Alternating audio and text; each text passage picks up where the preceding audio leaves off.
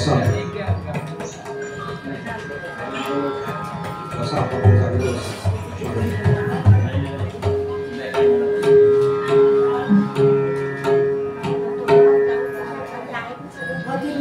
बसा बोलू नका फोन सायलेंट बसा निवडणुका झालेल्या बसून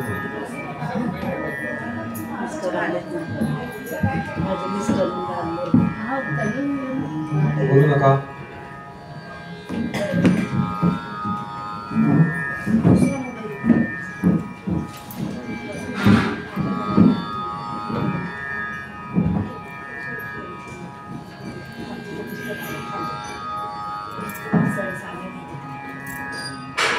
नको नको आता काही नाही नको नाही उशीर नाही नको उशीर नको नको काही नको चहा वगैरे काही नको आठ ठेवा नंतर मध्यंतरात द्या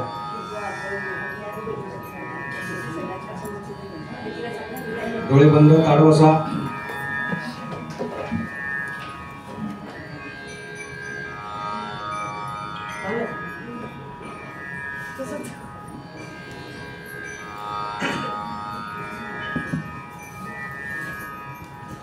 तीन वेळेला सामूहिक उपचार करायचा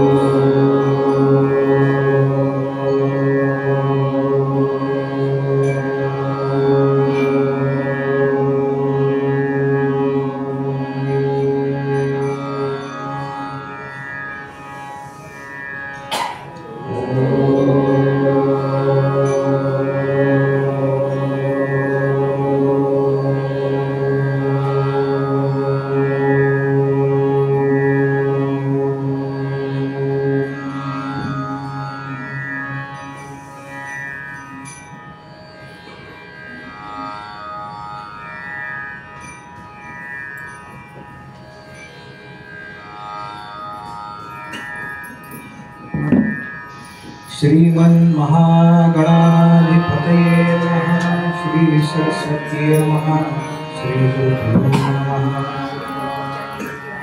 यदा लंबोदरं हन्ति सतां प्रत्युह सम्भवं तदा लम्बे दयालम्बं लम्बोदरपदाम्बुजं शारदा शारदाम्भोजवदना वदनाम्बुजे सर्वदा सर्वदास्माकं सन्निधिं प्रिया नमस्तस्मै भगवते नारदाय महात्मने कामक्रोधविहीनाय ऋषीणां प्रवराय च गुरुर्ब्रह्मा गुरुर्विष्णुः गुरुर्देवो महेश्वरः गुरुः साक्षात् परं ब्रह्म तस्मै श्री गुरवे नमः नमोस्तुते व्यासविशालबुद्धे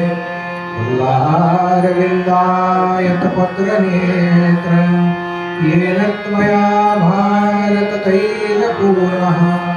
प्रज्वालितो ज्ञानमयप्रदीपः जयांसा जनी जन्मनामार्थसारा जयाने सदा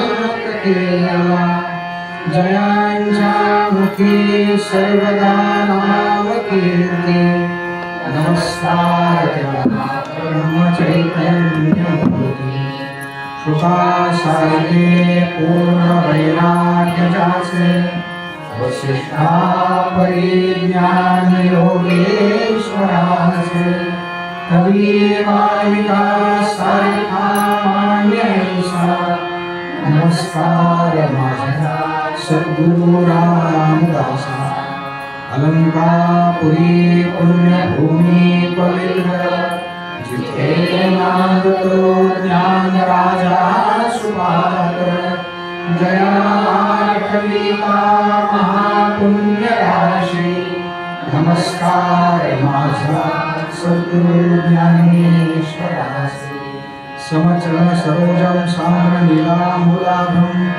जगन्निहितपाणिं मण्डनं मण्डनानां कर्मतुलसीमाला कन्धरं कञ्चनेत्रं सदयधरलहासं विठ्ठलं चिन्तयामि कैलासराया शिवचन्द्रमौळी फणीन्द्रनाथा भ्रुकुटीझराणि कारुण्यसिन्धो भवदुःखहारी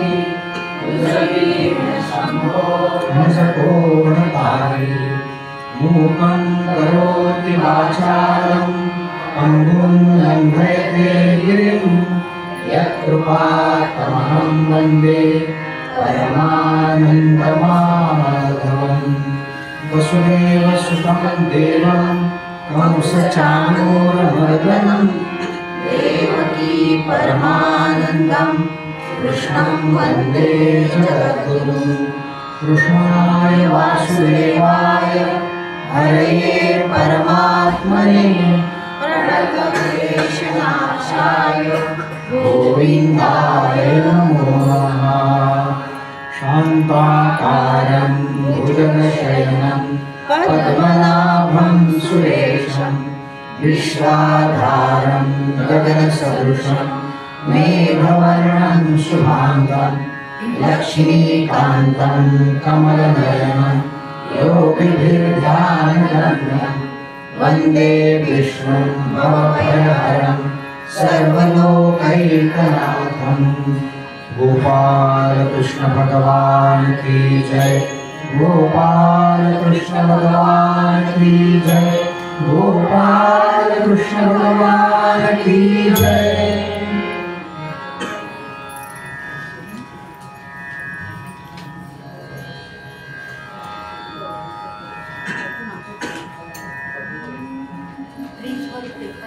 श्रीमद भागवताचा जो महामंत्र आहे या मंत्राचा जप करू।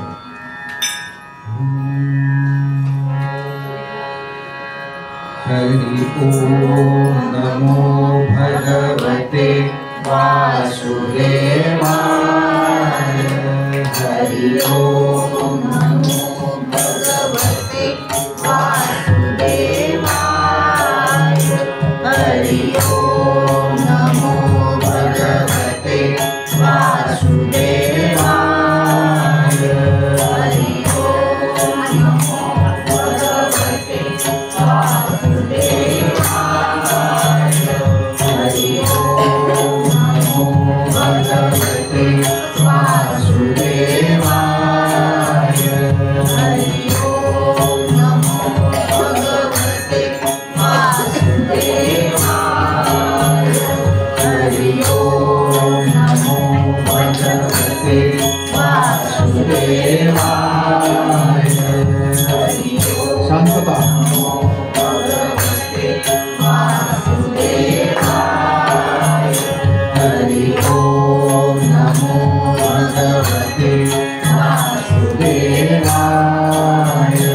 हरि ओम नमो भगवते वासुदेवाय हरि ओम नमो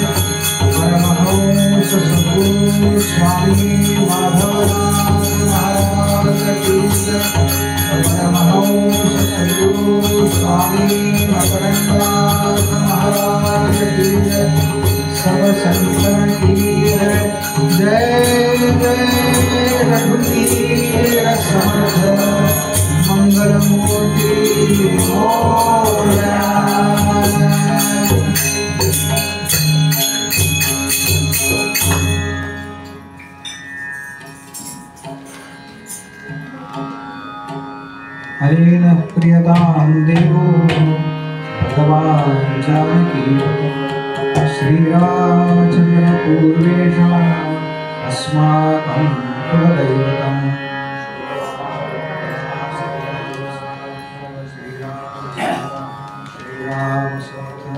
जय जय रघुवीर समर्थ।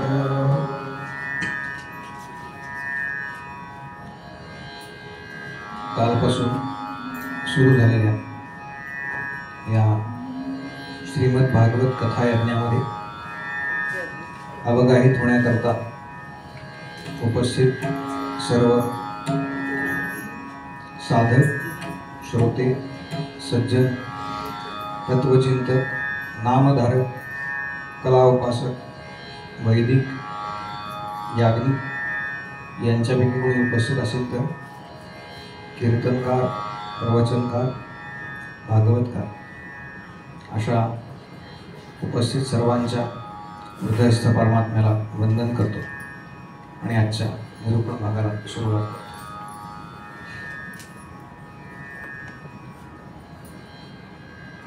काल आपण पाहिलं की कथा नेमकी कुठे सुरू झाली, म्हणजे पहिल्यांदा कोणी कोणाला सांगितली, कशा पद्धतीने। आणि काल मी भागवताचं एक वैशिष्ट्य सांगितलं की भागवतात सगळे वक्ते जे आहेत ना ते खरं बोलतात। याचं कारण त्यांना माहिती आहे की आपण कोणाचा अंश आहोत, तर आपण त्या सत्तत्वाचा अंश आहोत। मग त्यांनी काय सांगितलंय, त्यांनी जे सांगितलंय त्याला चतुश्लोकी भागवत असं म्हणतात। त्या चतुश्लोकी भागवताचा उच्चार करू आणि मग आजच्या निरूपणाकडे वळूयात। अर्ध्या वेळ सांगतो, पाठीमागून म्हणा, कागद मिळाले नाही का इथे दारातच ठेवा, सगळे आले की लगेच जाताना जसा प्रसाद देतो ना तसं येताना हा कागद घेऊन बसायचा। अर्ध्या वेळ सांगतो, पाठीमागून म्हणा। अहमेवासमेवाग्रे नान्यद्यत्सरसत्परम् पश्चादहं यदेतच्च यो वशिष्येत सोऽस्म्यहम् ऋतेऽर्थं यत्प्रतीयेत न प्रतीयेत चात्मनि तद्विद्यादात्मनो मायां यथा भासो यथा तमः यथा महान्ति भूतानि भूतेषु चावचेष्वनु प्रविष्टान्यप्रविष्टानि तथा तेषु न तेष्वहम् एतावदेव जिज्ञास्यम् तत्त्वजिज्ञासुनात्मनः अन्वयव्यतिरेकाभ्याम् यत्स्यात् सर्वत्र सर्वदा गोपाल कृष्ण भगवान की जय गोपाल कृष्ण भगवान की जय गोपाल कृष्ण भगवान की जय। भगवंत म्हणतात या चराचर सृष्टीच्या निर्मितीपूर्वी जे काही अस्तित्वात होतं ते मीच आहे। या चराचर सृष्टीमध्ये जे काही आहे ते सुद्धा मीच आहे आणि या चराचर सृष्टीचा लय झाल्यानंतर जे काही शिल्लक राहील ते सुद्धा मीच आहे। ज्याप्रमाणे दृष्टीदोष झाला असता आकाशामध्ये रात्रीच्या वेळी एकाच्या ऐवजी 2 चंद्र दिसतात, या दृष्टीदोषाला भगवंतांनी माया असे संबोधले। मायेच्या प्रभावामुळे आम्हाला भगवंत आणि इतर वस्तू अशा 2 वेगवेगळ्या भासतात। वास्तविक प्रत्येक वस्तू ही भगवंतांनीच व्याप्त आहे। आमचं हे जे शरीर आहे ते पंचमहाभूतांनी बनलेलं आहे, पृथ्वी आप तेज वायू आणि आकाश। आपल्या देहामध्ये कुठलं तत्व अधिक आहे माहिती आहे का? जलतत्व अधिक आहे। अजून 5 ऑप्शन आहेत तुमच्याकडे किंवा 5 संधी आहेत। कुठलं? वायू, जल, वायू, अजून अग्नी, पृथ्वी आणि नाही ज्यापासून आपलं देह बनलाय। प्रश्न मी असा विचारला, यातलं कुठलं तत्व आपल्या शरीरामध्ये अधिक आहे माहिती आहे का? जलतत्व। आपल्यामध्ये पृथ्वी तत्व अधिक आहे, म्हणून आपल्या देहामधून ते चैतन्य जेव्हा जातं तेव्हा पार्थिव असं म्हणण्याचा शब्द आहे। हल्लीच्या सोप्या मराठीत आपण ज्याला बॉडी म्हणतो ना त्याला पार्थिव असा शब्द आहे। याचं कारण आपल्यामध्ये पृथ्वी तत्व अधिक आहे बरं का, लक्षात ठेवा। माहिती नव्हतं तेव्हा काय क्षमा असतात सगळ्या। आपल्यावरती अग्निदाह संस्कार केला जातो बरं का, अग्नितत्व अधिक नाही। ज्यांचं जमदग्नी गोत्र आहे का कोणी? ज्यांच्यात अग्नितत्व जास्त असण्याची शक्यता आहे बरं का। सारखं काहीतरी करावं असं वाटतं की शांतपणा ऐका, काही ऐका। आपल्यामध्ये पृथ्वी तत्व अधिक आहे, म्हणून आपल्या देहामधून ते चैतन्य निघून गेल्यानंतर जे शिल्लक राहतं ना मागे त्याला पार्थिव असं म्हणतात। पृथ्वी तत्व अधिक आहे। आपला देह हा अन्नावरती पोचला जातो। अन्न कुठनं उगवतं? पृथ्वीमधून उगवतं, त्याच्यावरती पोचला जातो म्हणून पृथ्वी तत्व आपल्यामध्ये आहे। ही जी 5 तत्व आहेत ह्या 5 तत्वांपासूनच आपला देह बनलेला आहे। भगवंत म्हणतात ज्या मटेरियल पासून ही बॉडी बनलेली आहे तेच मटेरियल आपण बाहेरून आतमध्ये घेत असतो। पाणी प्राशन करतो, वायू भक्षण करतो, अन्न भक्षण करतो। भगवंत सांगतात मी तुमच्या आतमध्येच आहे, मी कुठूनही बाहेरून येणारा नाही। आणि ज्यांना हे आत्मतत्व नावाची वस्तू वेदांतामध्ये वस्तू म्हटलंय त्याला, हे जाणून घेण्याची इच्छा आहे त्यानं अन्वय आणि व्यतिरेक या साधनांची उपलब्धी भगवंतांनी आपल्याकरता करून ठेवलेली आहे बरं का। म्हणजे आपल्याकडे असं कंपल्शन नाही बरं का। कोणाला वाटलं रामाची पूजा करावी तर त्याला रामाची करण्याचा मुभा आहे, कृष्णाची वाटली कृष्णाची करावी, गणपतीची वाटली गणपतीची करावी। सर्व देव नमस्कार हा केशवम प्रति गच्छति, बस हा अन्वय आणि व्यतिरेक बरं का। नमस्कार कोणालाही करा, व्यक्तीला नमस्कार नसतो बरं का, सिनियर सिटीजन जे आहेत ना त्यांना बऱ्याच वेळा वाटतं बरं का, काय हल्लीची मुलं बिघडली आहेत, आमचे एवढे पांढरे झाले. काही काहींचं मला फार आश्चर्य वाटतं बरं का, पांढरे झालेले कळतच नाही तेव्हा मला आमच्या दुगरी काकू म्हणाल्या पेटीवाल्या, व ते डायची पद्धत आहे ना हाती, त्याच्यामुळे कळत नाही बरं का.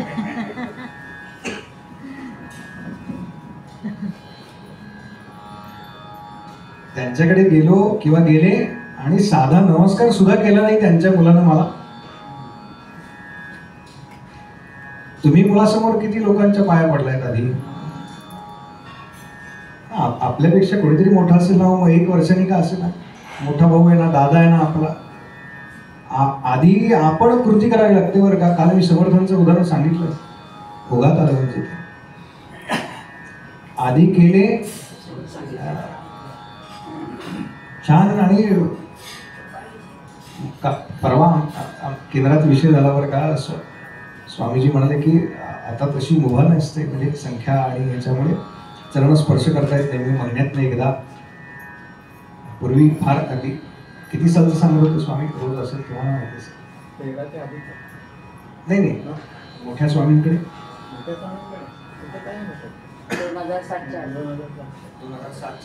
2007च्या आधीचं ते सांगत होते बरं का. पण मग जशी संख्या वाढायला लागली तसं मग 15 दिवसातनं एकदा नमस्कार करायचा. अजून संख्या वाढली की मग 1 महिन्यातनं एकदा, कारण संख्या वाढली, येणारे बाकीच्यांना थांबायला. त्या सगळ्यात मी भाग्यवान आहे बरं. मी कधीही स्वामींना थांबून मला चरणस्पर्श करायचा असं म्हणू शकतो, आणि मला नाही म्हणत नाही. आणि त्या वडारवाडीच्या इथे कुठलं सहस्त्रबुद्धे महाराजांचा मठ, तिथे जे आत्ता काका महाराज आहेत बहुतेक गाडीवर, मला नाव नाही माहिती, काका महाराज म्हणतात बहुतेक त्यांना. तर मी पहिल्यांदा गेलो होतो बरं का तिथे, काही मला माहिती नव्हतं काय. मग ते तिथे तुम्हाला काही माहिती नसेल तर तुमच्याबरोबर एक माणूस येतात बरं का, फार कडक आहे आमचं, एकदम कडक. मग इथे पाय धुवा, इथे चप्पल काढायची. आज जशा आपण बाहेर ओळीत काढल्यात ना चपला, ज्यांनी काढल्या नसतील त्यांनी उद्यापासून ओळीत काढा बरं का. बाहेरनं जाणाऱ्या माणसाला कळलं पाहिजे बरं का, आज सत्संग चाललाय. भंडाऱ्याकरता आलं असं वाटलं नाही पाहिजे. आलो की शेजारच्याने जर नसेल काढली ना तर आपण ती व्यवस्थित करायची बरं का. सेवा आहे ती, भगवंतांची सेवा आहे. आपण ओळीत काढायचं.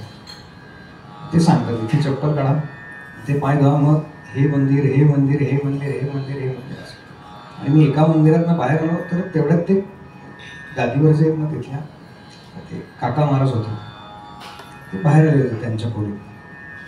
आणि मी म्हणलं मला नमस्कार करायचा आहे तुम्हाला, करा म्हणले. उभे राहिले आपलं छान डोकं टेकवलं पायावरती त्यांच्या. झालं ते. मला म्हणले तुम्ही नशिबान आता, काका महाराज रस्त्यात कोणाला नमस्कार करून देत नाही. बघा म्हणजे त्यांना दंडक माहिती आहे त्यांच्या इथलं काय. कधी कधी आपल्याला एखादी गोष्ट माहिती नसते ना, त्याचा हा फायदा असतो. काका महाराज कोणाला रस्त्यात म्हणले नमस्कार करून देत नाही. मी छान नमस्कार केला बरं का, छान. आणि पहिल्या वेळेला मी जेव्हा स्वामींना भेटायला गेलो होतो ना, असे मांडी घालून आणि वस्त्र घेतलं होतं पायावर, आणि सगळेजण असे आपले वर्ग नमस्कार करत होते बरं का. मी स्वामीजींना म्हणलं मला चरणस्पर्श करायचा, म्हणून ते असे थोडे पुढे झाले बरं का, पाय पुढे केला. म्हणलं तसं नाही, तुम्ही पाय खाली सोडा. म्हणजे माझी कशी काय खरं एवढी हिंमत झाली सगळी, पण काय ती कृपा असते बरं का. आणि त्यांनी काही असं वाटून घेतलं नाही बरं का. हा पहिल्यांदाच भेटतोय आपल्याला आणि हा सांगतोय मला असं नमस्कार करायचा आहे. मी छान त्यांना पाय खाली सोडा म्हणलं त्यांच्या पायावरती. मला लगेच गाडवे काकू म्हणाले बरं का, असं काय तुम्ही स्वामींना असं म्हणू शकता? म्हणलं काय, मला नमस्कार करायचा होता. काही आपण ना छान, आणि नमस्कार हा हात आणि डोकं आहेतच बरं का, पण मनापासून करायचं असतं बरं का. नमस्काराकरता काय लागतं तर 2 हस्तक आणि 1 मस्तक असं म्हणतात, पण त्याच्यापेक्षा तो मनातनं करायचा असतो बरं. ते आपण हळूहळू कमी होत चाललंय. त्यावेळी मग तो संस्कार पुढच्या पिढीकडे जात नाही आणि मग आपल्याला असं वाटतं की अरे काय हल्लीची पिढी. तेव्हा छान नमस्कार करा लहानांनी मोठ्यांना. तो संस्कार रुजण्याकरता आपल्यापेक्षा वयानं जे ज्येष्ठ आहेत त्यांना नमस्कार करा, लहानांसमोर करा आणि म्हणजे मग ते सगळे करतील.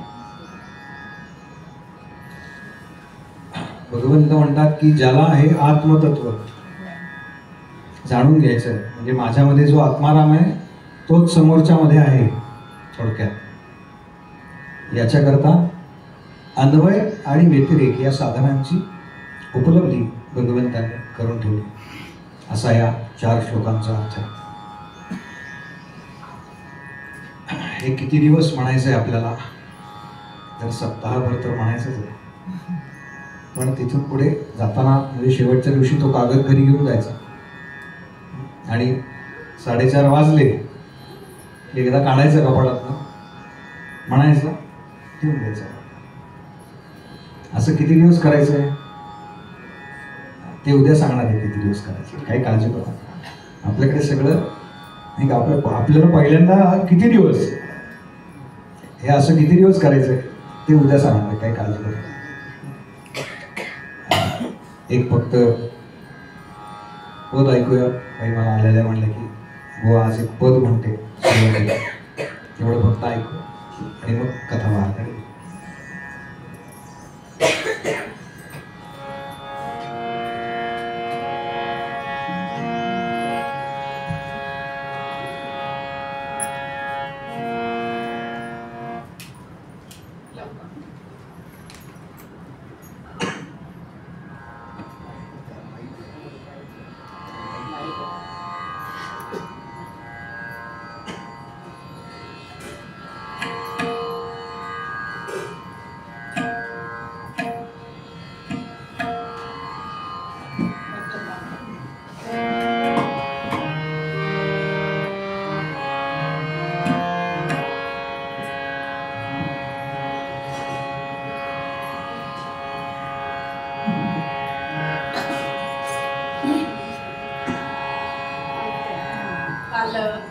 काल जोशी काकू मला सरस्वती ताई आल्या म्हणाल्या, तर एवढी जागा मी घेऊ शकत नाही, पण आज सरस्वतीचं स्तवन म्हणेन.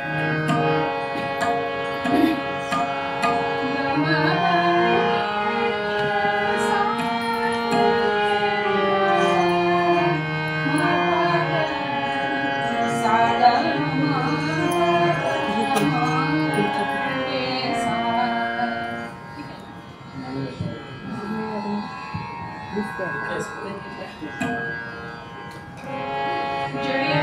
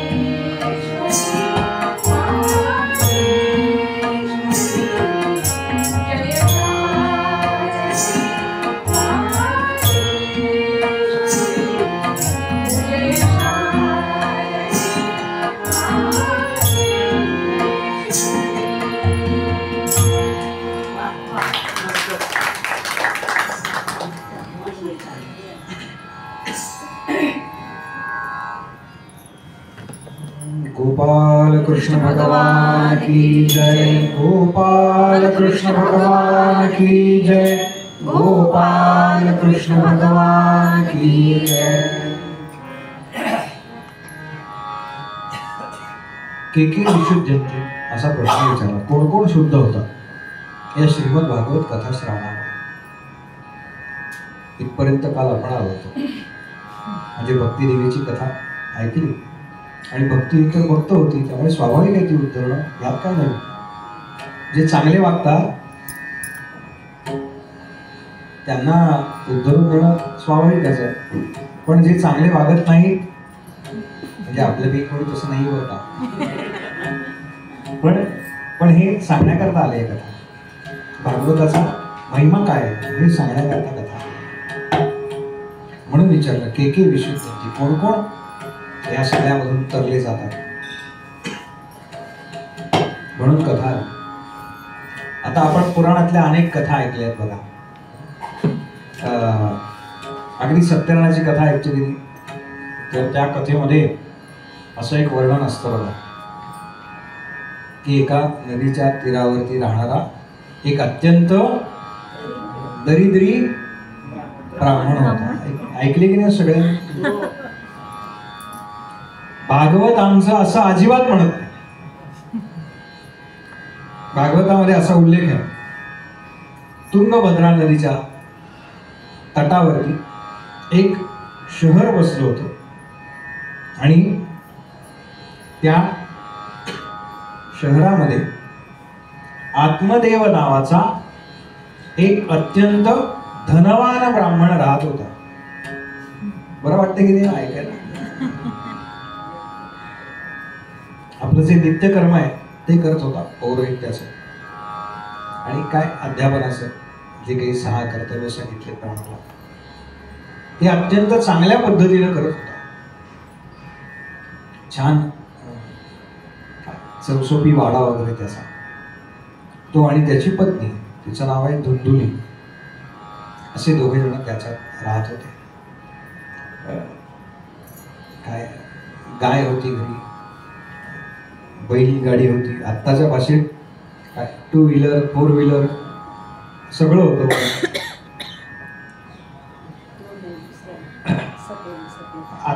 अत्यंत सगळ्या साधनांनी युक्त असा तो होता, ज्याला लौकिकामध्ये आपण म्हणतो ना, हा लौकिकातल्या याच्याकडे सगळं आहे. पण हे पण जे असतं ना, तिथे कथा सुरू होते बरं. पण म्हणाले सगळं आहे असं आपल्याकडे पण असतं बरं का, सगळं आहे हो बुवा. पण तुम्हाला सांगते, म्हणजे मुलगा अमेरिकेत छान सेटल्ड आहे, तो गेला तेव्हा रोज फोन व्हायचा बरं का, पण हल्ली त्याला कामानिमित्त जमत नाही बरं का. 2-3 महिने झाले आता फोन नाही, पण सगळं छान चाललंय बरं का आमचं, हे सांगायला असतं बरं का, सगळं छान चाललंय. त्या आई बापाची काय अवस्था होत असेल त्यांनाच माहिती.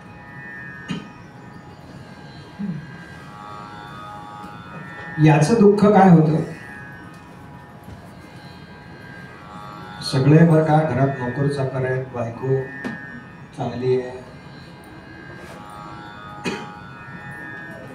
ज्याला लौकिकामध्ये आम्ही सुख सुख सुख असं म्हणतो, हे अगदी ओतप्रोत भरलेलं आहे. पण आमचे समर्थ म्हणाले, जगी सर्व सुखी असा कोण आहे, जगी सर्व सुखी असा कोण आहे, विचारी मना तुझी शोधून पाहे, मनात वाचले पूर्व संचित केले, तया सारिखे भोगणे प्राप्त झाले. जय जय रघुवीर समर्थ. मनात वाचले पूर्व संचित, त्याचं काय पूर्व संचित होतं माहिती नाही, पण पोटी अपत्य नव्हतं. अहो इतकंच काय, गंमत सांगतो बरं का तुम्हाला. श्रीमद भागवत झाल्यानंतर जो कथाकार आहे ना त्याला गाय दान करायची असते भागवतातली. ते विद्यार्थी आहेत माझे म्हणून सांगतो, त्यांना माहिती आहे. पण प्रशांतराव म्हणतील बरं का माझी तयारी आहे, मला माहिती आहे. पण माझी अडचण अशी आहे, मी बांधणार कुठे. म्हणजे आता मागच्या खरं भागवताला मी सांगितलं की अगदी धीटपणाने बरं का की आत्ता आम्ही एक गाय घ्यायचं नक्की केलं. ती पंगनूर जातीची असते ना, जिथे ठेवायची होती ना त्या बिल्डिंगची रिडेव्हलपमेंटचं प्रोजेक्ट चालू आहे. त्यामुळे वर्षभर जेमतेम शहरात ती अडचण आहे बरं का. ज्यांना शक्य गोदान करणं ज्यांना शक्य आहे त्यांनी नक्की करा. नाहीतर एखाद्या गोशाळेला तरी काहीतरी आपण श्रवण केलं ना तर काहीतरी गोशाळेला द्या. आरतीत काही टाकू नका बरं का, पण गोशाळेला नक्की द्या. याला जी गाय मिळाली होती ना दानामध्ये, त्या गाईला कधीही वासरू झालं नाही. आणि इतकंच काय, याच्या घराच्या परिसरामध्ये जो आम्रवृक्ष होता त्या आम्रवृक्षाला सुद्धा कधीही फळ लागलं नाही. म्हणजे ज्याला आजी शांत बसा, आजी शांत बसा, ऐका. तुम्ही हातवारे गेलेत ना की माझी लिंक जाणार ना. तुम्हाला काय करायचं असेल ते आज जाऊन करा प्लीज. तिसऱ्यांदा झालंय तुमचं. मी 3 वेळा थांबू शकतो, 4थ्या वेळा नाही थांबू शकतो. कृपा करून असं करू नका. आपण ऐकायला आलो नाही इथे, काय आपलं व्यवधान जे आहे सोडून दे. मी अडीचला स्नानाला जातो, इथे 4ला बसायचं म्हटलं. म्हणजे सकाळी केलेलं असतं. नाही तर तुम्हाला वाटेल की 2:30ला स्नानाला जातात असं, तर ते सगळं करून यायला लागतं. सगळे 5-6 जण येतात, ते आपल्याकरता येतात प्रवास करून. ऐका, फक्त ऐका, काही करू नका. काही प्रसादाला काही नसेल ना तर साखर द्या हातावरती, काही गडबड करू नका. ऐका, हे फक्त ऐकण्याच आहे, बाकी काही यातनं घेऊन जायचं नाही आपल्याला. ऐका. त्याच्याकडच्या आम्रवृक्षाला सुद्धा कधीही आतापर्यंत फळधारणा झाली नाही. म्हणजे निसर्गाच्या दृष्टीनं ज्याला सृजन असं म्हणतात ते यानं स्वतःच्या आयुष्यामध्ये तर पाहिलं नव्हतंच, पण निसर्गामध्ये सुद्धा कधी पाहिलं नव्हतं आपल्याजवळ. हा वेद शिकलेला होता, वेद संपत नव्हता. आणि यानं विचार केला की हे असं आयुष्य काय कामाचं. मी जेव्हा देह ठेवीन तेव्हा माझं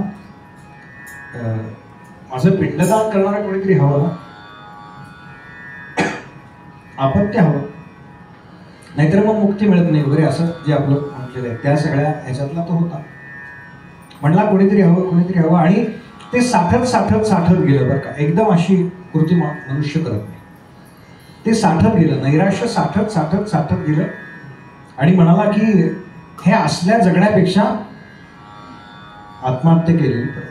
रोज सकाळी उठल्यानंतर तोच विचार डोक्यात. आणि एक दिवस पक्का केला आणि हा जवळच्या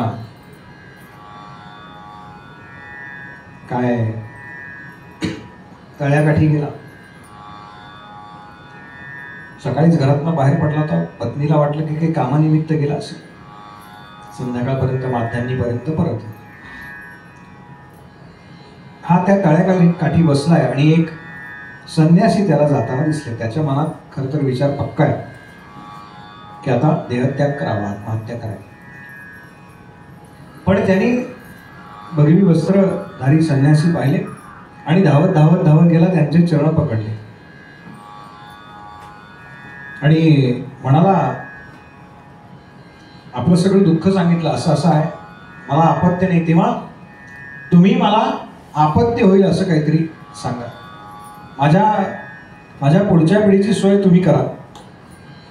त्या संन्यासानं त्याची ललाट रेषा वाचली बरं का. म्हणाले या जन्मात काय, पुढच्या 7 जन्मात याला अपत्य नाही. त्यांनी त्याला खूप वेळा समजावून सांगितलं बरं का की बाबा रे तू या भानगडीत पडू नकोस, या मोहात पडू नकोस. मग यानं सगळं वेदांमधलं तत्वज्ञान सांगितलं, अमुक असं आहे तमुक असं आहे, पिंडदान कोण करणार वगैरे.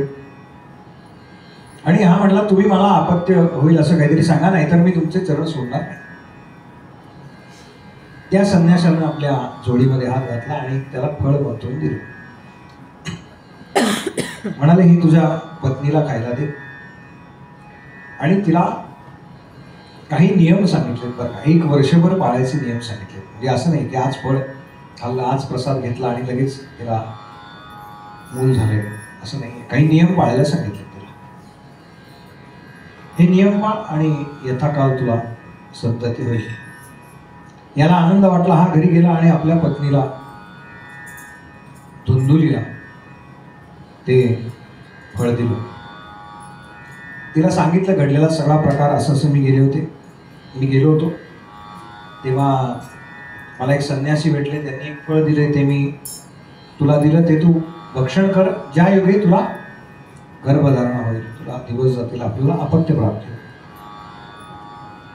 ती म्हणाली हो मी खाते ते फळ. नंतर हा आपल्या नित्यकर्माकरता बाहेर पडला आणि तिनं ते फळ तसंच ठेवलं. आणि आता ती विचार करते बरं का, जर ते फळ मी भक्षण केलं आणि जर का त्या संन्यासामध्ये तेवढी ताकद असेल, त्याच्यामध्ये तेवढं सामर्थ्य असेल, तर याचा परिणाम मला गर्भधारणा होईल. आणि गर्भधारणा झाल्यानंतर काय होईल याचं मोठं वर्णन आहे बरं का. म्हणजे तिच्या मनात काय चाललंय हे लिहून ठेवलेलं आहे.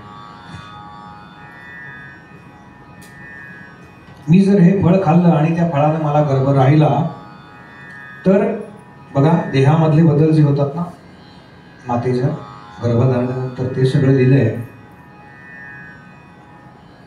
त्यामुळे माझं पोट मोठं होईल, मला काहीही आबर चबर खाता येणार नाही, मी अशक्त होईल. अशा स्थितीत मला माझ्या घरचं काम कसं काय करता येईल. आणि जर मला गर्भधारणा झाली आणि त्याच वेळेला जर चोरांची धाड पडली आणि त्यांनी नेमकं आमच्याच घरी धाड टाकली, तर मला त्यांच्यापासून जीव वाचवण्याकरता पळून कसं काय बरं जाता येईल. शुकदेवांप्रमाणे तो गर्भ अधिक काळ पोटात राहिला तर. बघा आज जे आपण वर्तमानपत्रात वाचतो ना, ते सगळं 5,500 वर्षापूर्वी लिहून ठेवलं. मूल नको असं म्हणणारी आजची पिढी आहे ना. प्रसूतीच्या वेळेस जर तो गर्भ आडवा झाला तर कदाचित मला माझे प्राण गमवावे लागतील. आणि मी असं ऐकलंय की त्या प्रसूतीच्या वेदनाही फार भयंकर असतात, तेव्हा त्या मला सहन झाल्या नाहीत तर.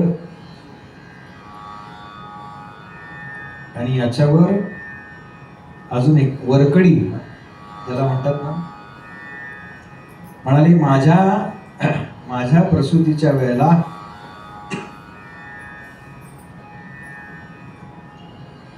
माझी नणंद येऊन घरात राहिली तर.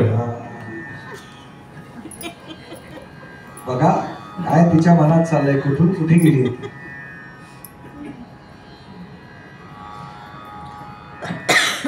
नणंद येऊन राहिली इथपर्यंत लिहिलंय.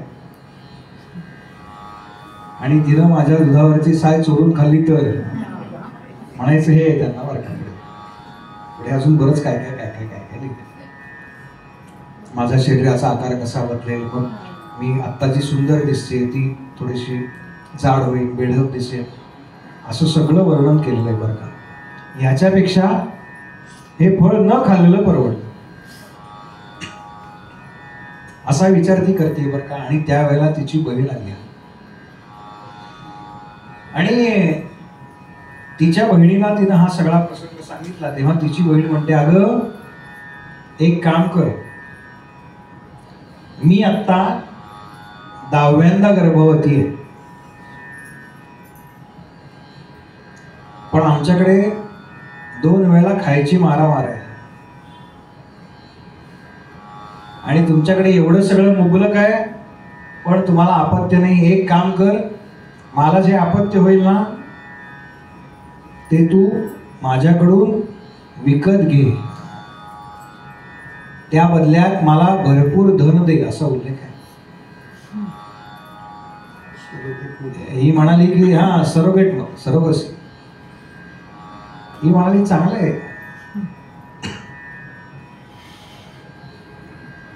आणि म्हणाली अगं या फळाचं काय करू? ती म्हणाली दे गाईला खायला. त्या संन्यासामध्ये एवढी ताकद असेल तर कळेल ना. म्हणाले गाईला होईल, वासरू होईल एखादा. झालं, तिनं बहिणीचं ऐकलं बरं का. ते फळ दिलं गाईला खायला आणि यजमानांना सांगितलं मी खाल्लं बरं का. त्याला आनंद वाटला बरं का. आणि तिनं नाटक करायला सुरुवात केली. जसे जसे दिवस पुढे गेले तसं पोट वाढले, असं पोटावरती चिंध्या वगैरे गुंडाळल्या. आणि यथाकाळ जसे दिवस भरत आले तसं तिनं आपल्या यजमानांना सांगितलं की आता आपल्या घरात कोणी बाई माणूस नाही, तेव्हा मी माझ्या बहिणीकडे जाते ह्या सगळ्या पुढच्या बाळंतपणा करत, आणि तुम्हाला बोलवते योग्य वेळी. ठीक आहे म्हणाला. आणि ही बहिणीकडे जाऊन राहिली. बहिणीला यथाकाळ मुलगा झाला. तो मुलगा भरपूर धन देऊन हिनं आपला म्हणून स्वीकारला. आत्मदेवाला अत्यंत आनंद झाला बरं का. अत्यंत आनंद झाला, आपल्याला मुलगा झाला. त्याला सगळ्या गावात साखर वाटली. आणि पुढे थोडा काळ गेला, 1 महिना 1.25 महिना गेला, आणि त्या गाईला सुद्धा मुलगा झाला. बघा काय ताकद आहे आमच्या संतांच्या आशीर्वादाचा परिणाम आहे. त्या गाईला सुद्धा मुलगा झाला. फक्त त्याचे कान त्या गाईसारखे म्हणजे असे उभे होते मोठे, म्हणून त्याचं नाव ठेवलं गोकर्ण. गाईसारखे ज्याचे कर्ण आहेत तो गोकर्ण. आणि हिला जो मुलगा झाला तो धुंदुलीचा मुलगा, म्हणून धुंदुककारी असं त्याचं नाव. आता हे यथाकाळ मोठे झाले, पण ह्या धुंदुककारीचे आणि गोकर्णाचे, गोकर्ण हा मुळात सात्विक वृत्तीचा होता, आणि धुंदुककारी जो आहे हा याचा जन्मच मुळात विषय वासनेतून झालेला आहे. कारण 10वं अपत्य आहे, त्यामुळे ते विषय वासनेपासून निर्माण झाले.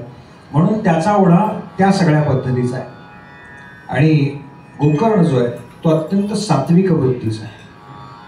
त्यानं वेदपठण वेदाध्ययन केलं. पण हा जो धुंदुककारी आहे त्याचे खेळ काय होते हे सांगितलं बरं का. म्हणजे तो कसा वागायचा हे सांगितलं. लहानपणी मित्रांना घेऊन जायचं नदीवरती आणि त्यांना पाण्यात बुडवून मारायचं, हा त्याचा आवडीचा खेळ होता असं सांगितलं. रात्री 12, 12:30, 1 वाजता स्मशानामध्ये जायचं आणि ज्या चिता ठेवलेल्या असतात ना त्याच्यावरती जे पिंड ठेवलेले असतात, तो जो भात आहे तो भक्षण करायचा, ते त्याला आवडायचं असं. शवहस्ते भोजनम असा एक उल्लेख आहे बरं का. प्रेताच्या हातानं स्पर्श केलेलं अन्न तो खात असे. शवहस्ते भोजन याचा एक अर्थ, संत एखाद्या शब्दाचे अनेक वेगवेगळे अर्थ करतात बरं का.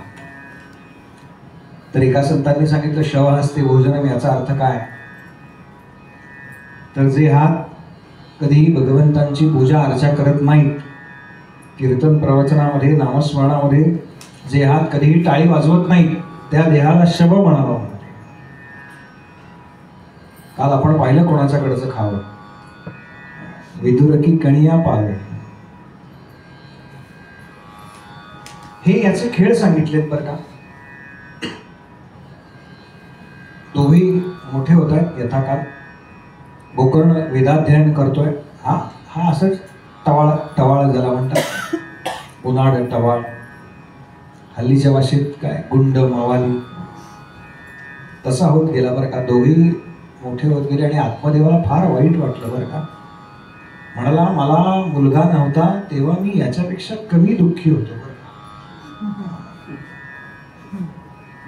आत्ता मला मुलगा आहे, अपत्य आहे, तर याच्यापेक्षा ते नव्हतं ना तेव्हा मी कमी दुःखी होतो. काय करावं काय करावं काय करावं. शेवटी आपल्या मुलाला शरण गेला बरं का. गोकर्णाला शरण गेलाय आत्मदेवाचा उल्लेख आहे. आणि त्याला विचारलं की काय रे बाबा मी काय करू. खरं तर याचाही अधिकार मोठा आहे आत्मदेवाचा. पण तो आपल्या मुलाला शरण गेला आणि त्याला विचारलं की काय करू. तेव्हा त्यानं असं सांगितलं की बाबा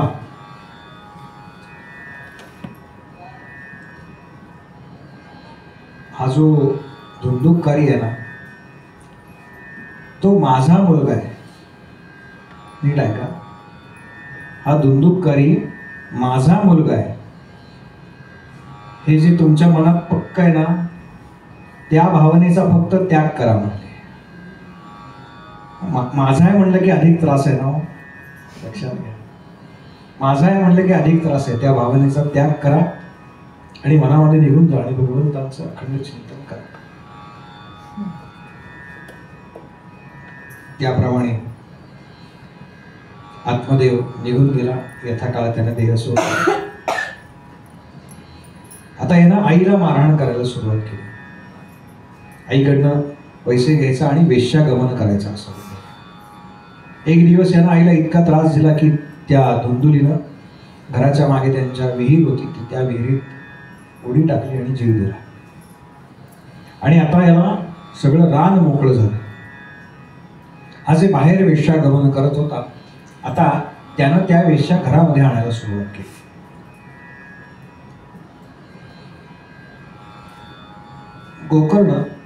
गोकर्ण अखंड तीर्थयात्रेमध्ये असायचा. तो फार काळ त्याच्यानंतर घरात थांबलाच नाही.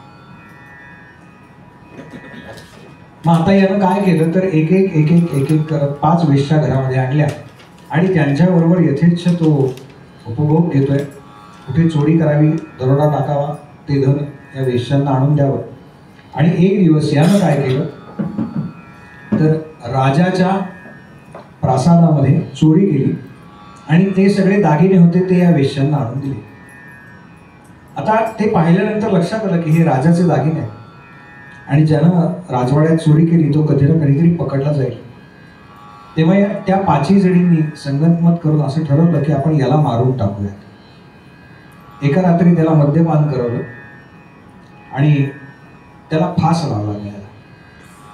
पण हा अत्यंत दुराचारी होता तेव्हा फास लावून सुद्धा हा मरेना. तेव्हा काय केलं तर तेव्हा याच्या मुखामध्ये जळते निखारे घातलेत बरं का. त्यांनी घरात एक खड्डा खणला आणि त्याला तसाच पुरला आहे आणि मग त्याचा अंत झाला. काही काळ त्यांनी त्या घरात वास्तव्य केलंय बरं का. ते सगळं धन आपापसामध्ये वाटून घेतलं आणि कोणी विचारलं तर सांगायचं आमचे पती परदेशी गेले, भरपूर पैसे कमावतील आणि परत येतील असं सांगत एक एक करत यांनी ते घर रिकामं केलं. आणि लक्षात असं आलं बरेच दिवसानंतर की नाही यांनी याला मारून टाकलं. ही बातमी गोकर्णाला समजली. तेव्हा गोकर्ण योगायोगानं गया नावाचं जे क्षेत्र आहे जिथे श्राद्ध करतात, तर्पण करतात, त्या गयेच्या जवळ होता. तिथे त्यानं आपल्या भावाच्या नावानं हे सगळं विधी केले आणि तीर्थयात्रा संपवून तो आपल्या घरी परत आला. परत आल्यानंतर संध्याकाळच्या वेळेला तो परत आला होता. त्यानं घराच्या बाहेरचा भाग स्वच्छ केला आणि तिथेच झोपण्याकरता म्हणून जे काही त्याच्याजवळ होतं ते अंथरलं. रात्री झोपल्यानंतर त्याला असं लक्षात आलं की आपल्या आजूबाजूला कोणीतरी फिरतंय. त्याला कळेना हे काय होतंय म्हणून त्यानं आपल्या जवळचं जल जे होतं ना ती जी आकृती त्याला दिसत होती त्या आकृतीवरती प्रोक्षण केलं, शिंपडलं. तेव्हा त्या पिशाच्याला वाचा फुटली. हा जो धुंदुककारी आहे तो पिशाच्य योनीमध्ये गेला. आता आपण व्यवहारामध्ये भूत प्रेत पिशाच असे सगळे एकत्र एकच वापरतो बघा, तसं नाही आहे बरं का. सगळ्यांमध्ये फरक आहे. 40 प्रकार सांगितले या सगळ्याचे. त्यातल्या पिशाच योनीमध्ये तो गेलेला असल्यामुळे त्याला पहिल्यांदा बोलता येत नव्हतं. तो हावभाव करत होता. जेव्हा त्याला वाचा फुटली तेव्हा त्याला सांगितलं की मी तुझा भाऊ आहे. तेव्हा हा गोकर्ण म्हणतो की कसं शक्य आहे, मी तर तुझ्याकरता श्राद्धविधी केलेला आहे, तुला मुक्ती मिळायला पाहिजे. त्याला बरेच दिवस वर्ष उलटली काही. तेव्हा हा म्हणतो अरे माझं पापच एवढं आहे की एक काय म्हणाले 1000 श्राद्ध गेलीस तरी मला मुक्ती मिळणार नाही, पण मी तर या पिशाच्या योनीमध्ये अडकलोय, तेव्हा मला मुक्तीची काहीतरी व्यवस्था कर. दुसऱ्या दिवशी सकाळी गोकर्णानं सगळ्या ब्राह्मणांना बोलवलं. त्यांना विचारलं की काय केलं पाहिजे, कोणाला काही सांगता येईल. हा जो गोकर्ण आहे हा सूर्याचा उपाय. याचं सामर्थ्य एवढं आहे की यांनी सूर्यनारायणाचा रथ अडवलेला आहे आणि भगवान सूर्यनारायणांना विचारलं की काय करू, असं असं माझ्या भावाला मुक्ती हवी, त्याच्याकरता काय केलं पाहिजे. तेव्हा सूर्यनारायणांनी असं सांगितलं की अशी जर दुर्गती कोणाची झाली असेल तर त्याच्याकरता श्रीमद भागवताचा सप्ताह तू कर. या सप्ताहामुळे असं जर दुर्गती झाली असेल तर त्यांना सुद्धा मुक्ती मिळते. झालं, घरातच सप्ताह करायचा ठरला. ती सगळी आसन व्यवस्था काय आहे ते सगळं वर्णन केलेलं आहे आणि ते पिशाच त्या ठिकाणी उपस्थित आहे.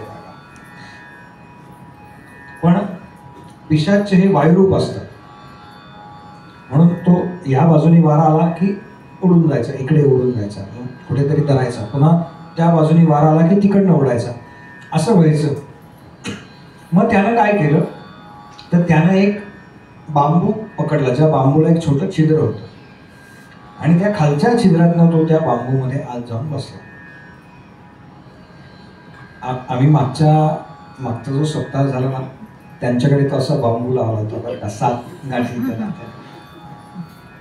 रिबिनी गुंडाळल्या होत्या आणि ते रोज एक एक एक एक एक एक गाठ ज्यांची त्यांची करपा. हा नाही, सुट्टे म्हणजे आपणच सोडायचे.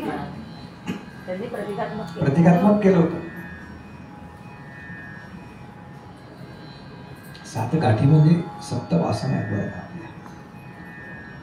हे हवं ते हवं ते हवं ते हवं ते हवं ते हवं, हे जे हवं हवं हवं आहे ना, या वासना आहेत त्या 7 गाठी आहेत बरं.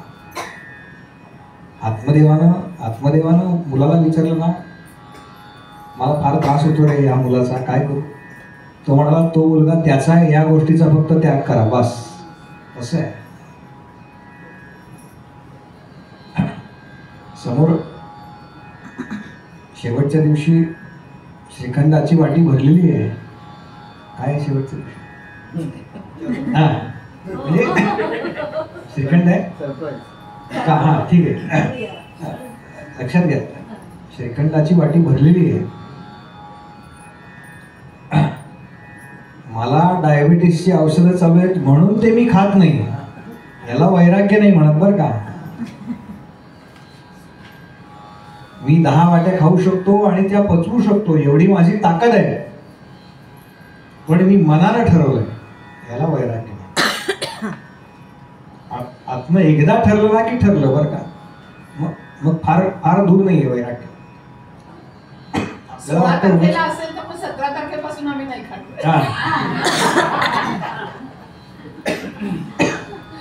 ही गडबड आहे. आपण सगळं ठरवतो, फक्त ते अंमलबजावणी केव्हा असं म्हटल्यानंतर आपलं उत्तर ठरलं असतं उद्यापासून. त्याला वैराग्य नाही म्हणत बरं का. म्हणून मी कथा असेल ना इथे मुद्दाम सांगतो बरं का की 7 दिवस कांदा लसूण खाऊ नका. डेऱ्यांकडे तर प्रसादाला म्हणजे जेवणाच असायचं बरं का, रोजच्या प्रसादाला दिवाळीच म्हणजे, आणि पावभाजी. आणि त्या म्हणल्या की कांदा लसूण नाही बरं का, कारण त्या काय गुजराती किंवा अशा कुटुंबातनं होत्या. तर सगळे पदार्थ त्या बनवायच्या ना, काय कशातही कांदा लसूण नाही बरं का. इतकं त्यांनी छान ते सगळं केलं बरं का.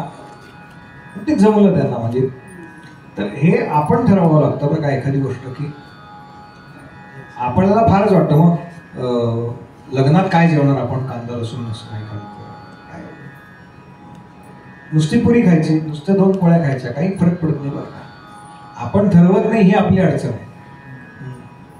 आपण ठरवलं पाहिजे बस.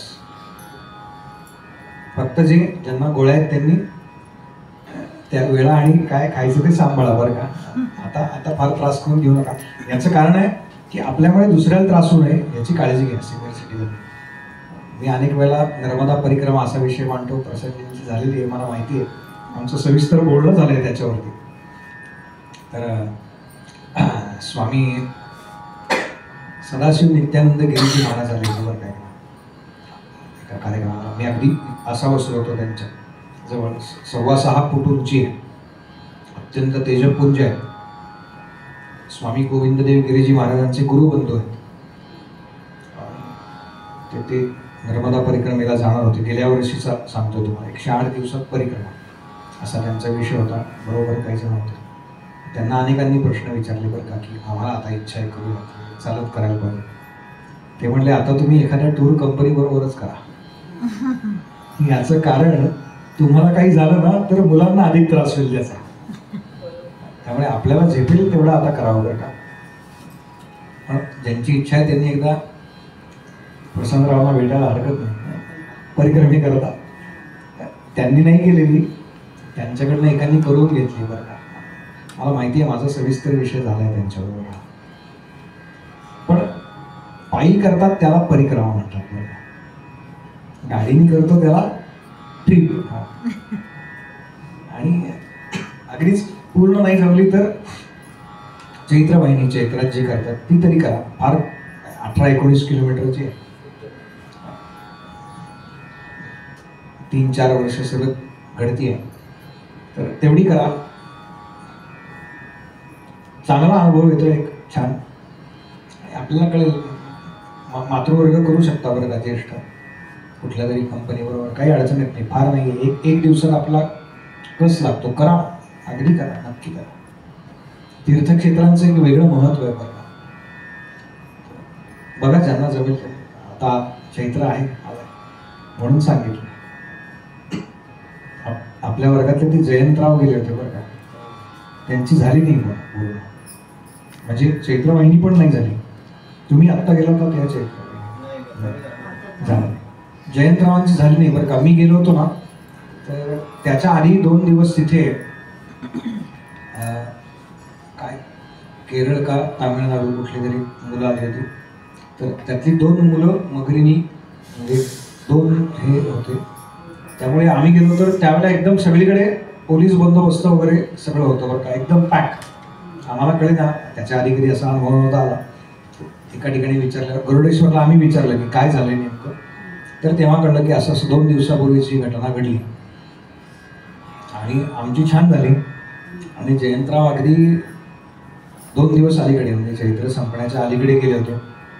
पण ते मला म्हणले की गुरुजी माझी काही झाली नाही, मैयाची काही इच्छा दिसत नाही. म्हणजे मग मी काय रिक्षेने केली. मातृवर्गाकरता रिक्षेने पण करण्याची व्यवस्था आहे बरं का तिथे. म्हणजे अगदीच सगळं चाललं पाहिजे असं 15 किलोमीटर चाला, बाकी रिक्षेने करा, पण करा. बाकी आपण सगळं ते 300 रुपये तिकीट काढून छावा बघायला जाणार की नाही, त्याच्यापेक्षा इकडे जा बरं का. परिक्रमा करा, परिक्रमा करा. मैयाच्या किनाऱ्यावर फार जबरदस्त अनुभव आहे, फार जबरदस्त आहे. असं तो आपला विषय. याला सूर्यनारायणाचा रथ अडवला आणि सूर्यनारायणाने सांगितलं तो श्रीमद भागवताचा सप्ताह. आणि मग या गोकर्णानं श्रीमद भागवताचा सप्ताह केला.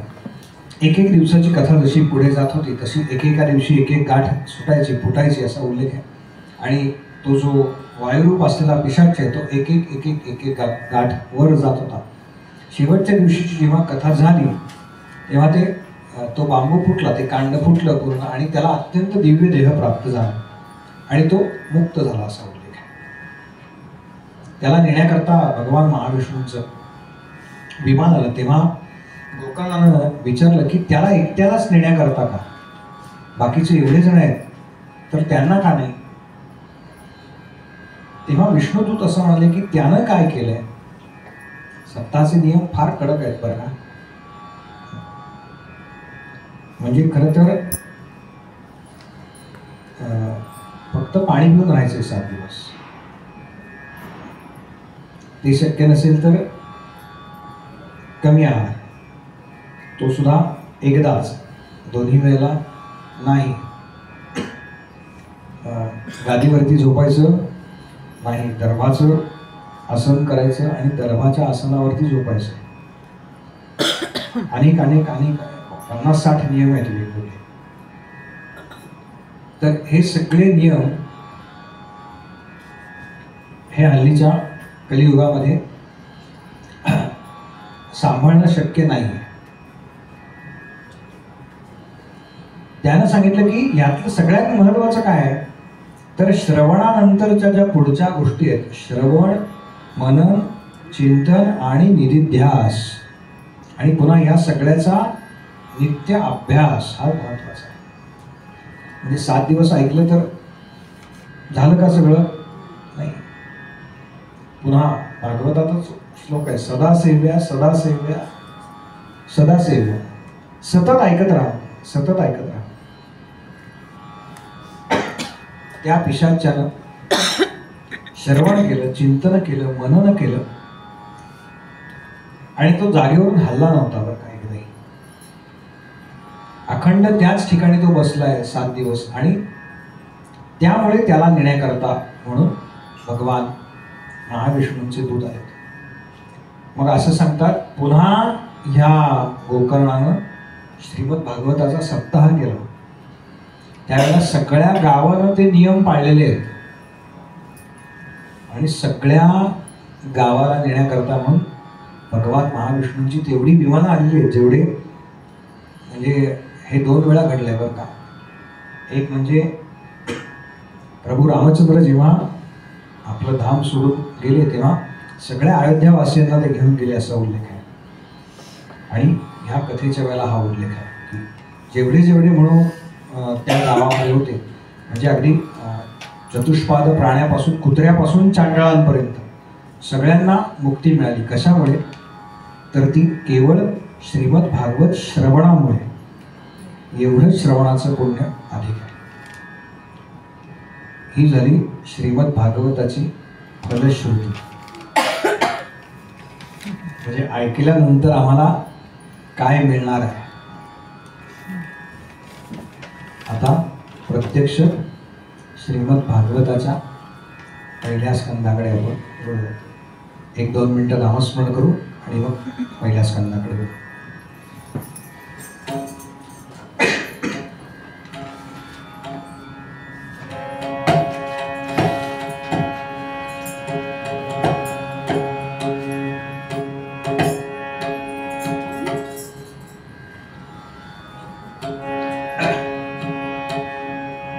उल्लेख ऐकला सनक सनंदन सनातन आणि सनत कवन पहिल्यांदा.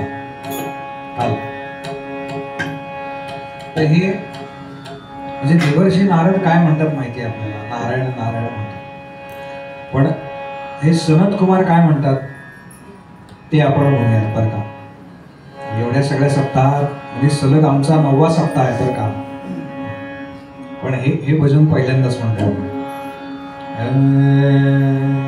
हरिशरणं हरिशरणं हरिशरणं हरिशरणं हरिशरणं. काय बाबा हरिशरणं हरिशरणं हरिशरणं हरिशरणं हरिशरणं. हरिशरणं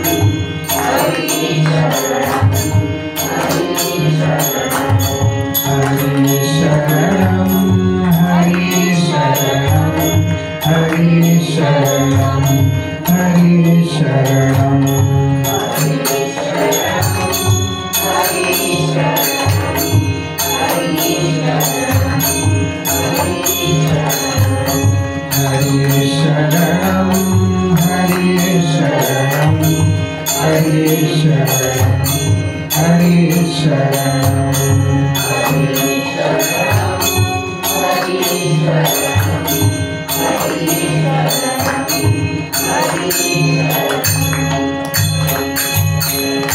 गोपाल कृष्ण भगवान की जय गोपाल कृष्ण भगवान की जय गोपाल कृष्ण भगवान की जय। हे महात्म्य झालं आणि त्यानंतर प्रत्यक्ष कथेला सुरुवात होती. श्रीमद भागवत 2 प्रकाराने सांगितलं जातं.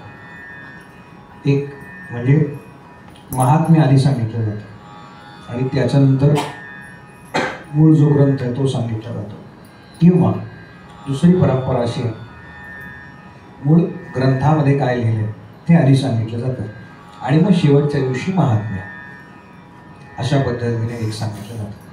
आपल्याला माहिती असावं म्हणूनही सांगितलं. बऱ्याच वेळेला जर आपण आधी ऐकलं असेल तर ह्या कथा तर शेवटी सांगितल्या जातात किंवा शेवटच्या दिवशी ऐकल्या जातात.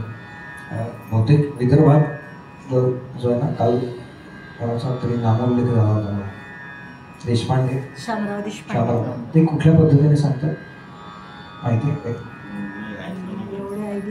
हां ठीक आहे, हरकत. मराठवाड्यामध्ये किंवा विदर्भामध्ये दुसरी पद्धत म्हणजे आधी सगळी कथा भाग होतो आणि मग शेवटच्या दिवशी महात्म्य सांगण्याची पद्धत आहे बरं का. याचं कारण कदाचित ती गुरुपरंपरा असेल म्हणून, असं काही नाही आहे ग्रंथात. सुरुवातीला महात्म्य आणि नंतर मूळ ग्रंथ अशाच पद्धतीने, पण जी गुरुपरंपरा घेतली असेल त्या पद्धतीनं ते सांगितलं जातं. आपल्याला माहिती असावं म्हणून फक्त सांगितलं. कोणताही ग्रंथ ज्या वेळेला लिहिला जातो किंवा आपणही काही लिहितो बघा, त्यावेळेला काही वरती श्रीराम श्री गणेशाय नमः असं काहीतरी लिहिण्याची पद्धत आहे. याला मंगलाचरण म्हणतात. आपण आल्या जे सगळे श्लोक म्हणतो ना, ते मंगलाचरणाचे श्लोक. गणपतीला पहिल्यांदा वंदन, मग शारदेला वंदन, मग देवर्षी नारदांना वंदन, मग पुढे गुरूंना वंदन आणि मग पुढे ती जी परंपरा आहे आपली. तसं श्रीमद भागवतामध्ये 3 वेळेला वेगवेगळ्या ठिकाणी मंगलाचरण. एक महात्म्यामध्ये वेगळं येतं, इथे एकदा आणि मध्ये एकदा पुन्हा मंगलाचरण. या मंगलाचरणाचा श्लोक असा आहे, कोणाला वंदन केलंय बरं का?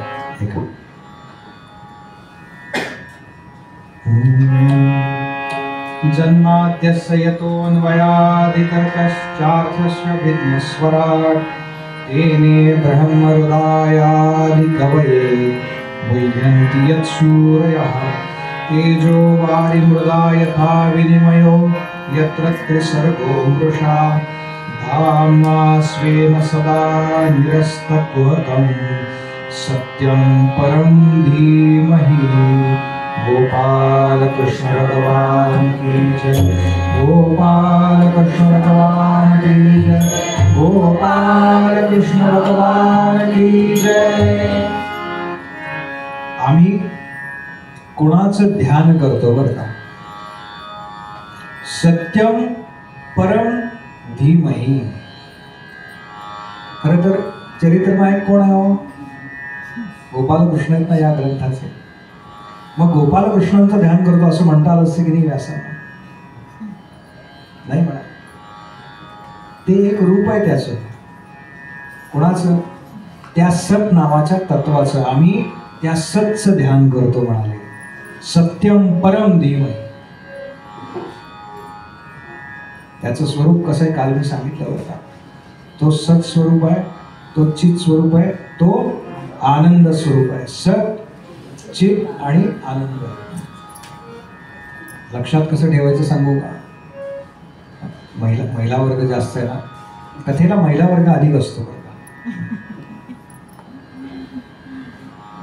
बरं खरं तर त्या सगळ्यात जास्त काम करत असतात बरं का. तरी सुद्धा वेळात वेळ काढून त्यांना असं वाटतं बरं का सत्संग करावा, ऐकावं. सच्चित आनंद लक्षात कसं ठेवायचं? अगदी सोपं बरं का.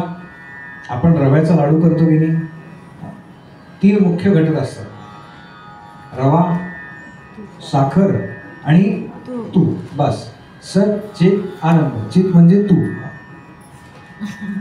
साखर म्हणजे आनंद. लाडू कशाचा असतो? रव्याचा. तेव्हा हे सगळं जे आहे ना जगत, हा त्या सतचा लाडू आहे. राहिलं ना आता लक्षात? बस. आता जेव्हा रव्याचे लाडू करायला उभे राहाल गॅसवर म्हणजे ती कढई गॅसवर ठेवायची बरं का, तेव्हा लक्षात येईल बरं का हे जे चाललंय ना हा सतचा लाडू चाललाय. आपण परमार्थ फार अवघड करतो बरं का, तो समजून घेत नाही म्हणून तो अवघड जातो. सोपा असतो. नामस्मरण करता करता स्वयंपाक करा. काय श्रीराम जयराम जय जयराम म्हणत पोळ्या लाटा, त्याच्यात चवीत फरक पडतो बरं का. नामस्मरणाची गोडी येते ना त्याच्यामध्ये. परवा मी घोगरी काकूंकडे गेलो होतो. त्या गेलो ना की काहीतरी खायला देतात आणि नेमकी त्यांनी मिरचीची भजी केली होती बरं का. अरे बाप रे, मी म्हणलं असलं काही खात नाही. म्हणाले बुवा खाऊन बघा. आपलं एक भजी घेतली बरं का, काय गोड लागली म्हणून सांगतो. मी म्हणालो कशी काय केली ही? म्हणाले काही नाही, नामस्मरण करता करता केली आहे ना म्हणून ती गोड झाली.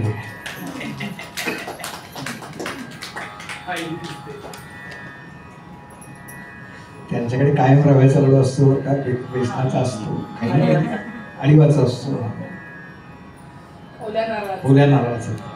त्यांना एकदम पटलंय सच्चित आनंद.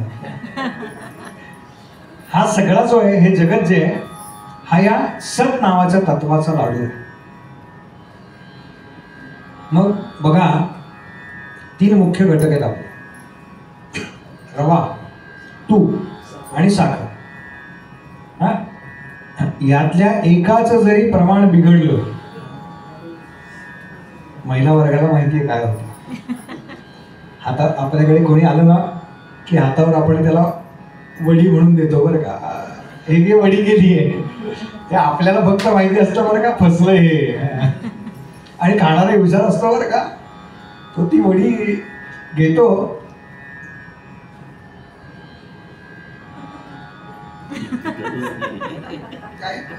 काही केल्या तुटत नाही होती. तो विचारतो काकू वडी केली आहे तुम्ही, पण तोडायला काही हातोडी वगैरे आहे? लक्षात घ्या, विनोद हा हे तत्व समजण्याकरता यातलं एकाचं जरी प्रमाण बिघडलं ना तरी सगळ्या जगताचं प्रमाण बिघडतं. म्हणून सतही तेवढंच आहे, चित स्वरूपही तेवढंच आहे आणि आनंद स्वरूपही तेवढंच आहे. याच्यामध्ये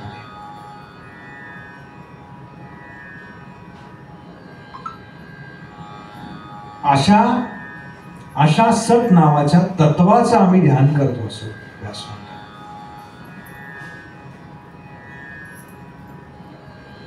आणि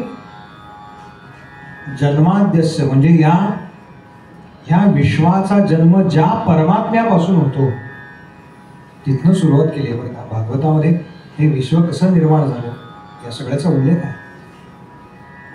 कुठले अवतार आहेत भगवंतांचे. भागवतात 24 अवतार सांगितले. आपण जे दशावतार म्हणतो ना, तर भागवतात 24 अवतार सांगितले.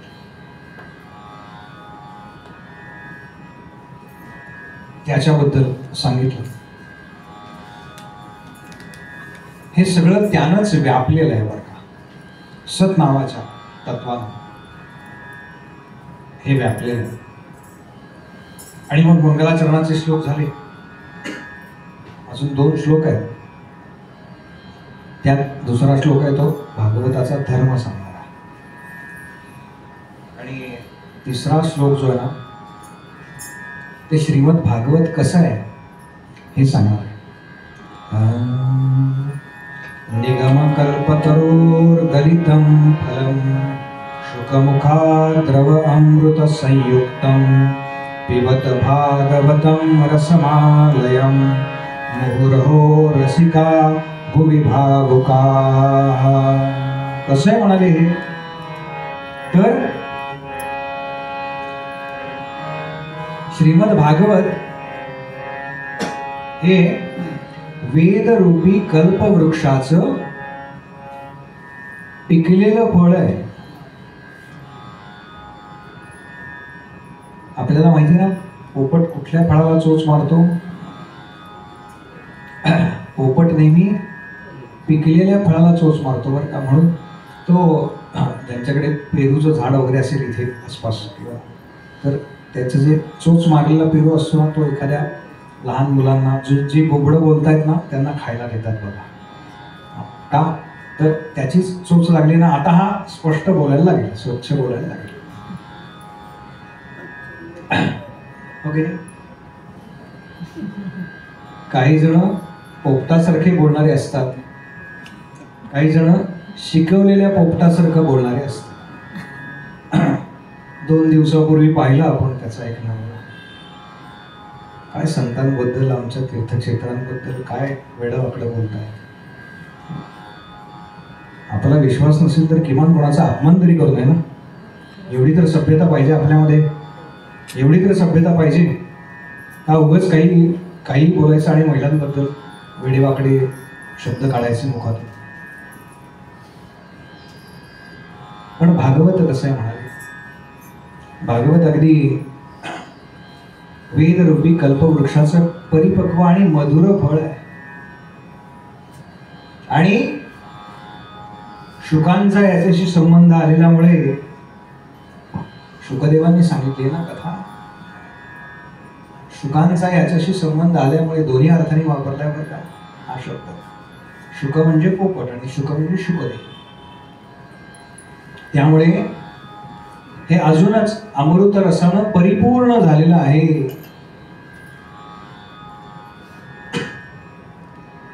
आणि म्हणाले काय करा? पिबत भागवतम. वास्तविक द्रव पदार्थ असतात ना ते प्यायचे असतात. पण इथे म्हणाले भागवताच्या कथामृताचं पान करा. पिबत भागवतम रसमालयम. साधने म्हणाले रसयुक्त फळ आहे. सफरचंद असतं ना कधी कधी आपण अख्खं खातो बघा, तेव्हा ते इथे सगळं गोड गोड लागतं की नाही, तो रस सफरचंदाचा त्या फळाचा विशिष्ट. तसं म्हणाले मधुर फळ आहे. आपण आरतीत म्हणतो ना वेद तरुचे मधुर फळ, तसं आहे भागवत. आणि कुठपर्यंत याचं पान करा? किती काळापर्यंत? तर म्हणाले मनाचा लय जोपर्यंत होत नाही, म्हणजे मोक्ष जोपर्यंत मिळत नाही तोपर्यंत अखंड या श्रीमद भागवत कथामृताचं पान करा. असं हे भागवताचं मंगलाचरण आहे. या मंगलाचरणावरती सप्ताह करता येईल बघा, या 3 श्लोकांवरती. एवढी ताकद आहे याच्यामध्ये. आणि मग पुढे प्रत्यक्षामध्ये कथा प्रारंभ झाला की नैमिष क्षेत्रामध्ये ते 88,000 ऋषी जमले आणि त्यांनी सुतांना गादीवरती बसवलं आणि त्यांना सांगितलं की आम्हाला सारभूत अशी कथा सांगा. तेव्हा त्यांनी सांगायला सुरुवात केली की भागवत कथेमध्ये काय काय आहे, भगवंतांचे अवतार कसे कसे आहेत ते सगळे अवतार सांगितले. 24 अवतार जे भागवतामध्ये सांगितले जातात.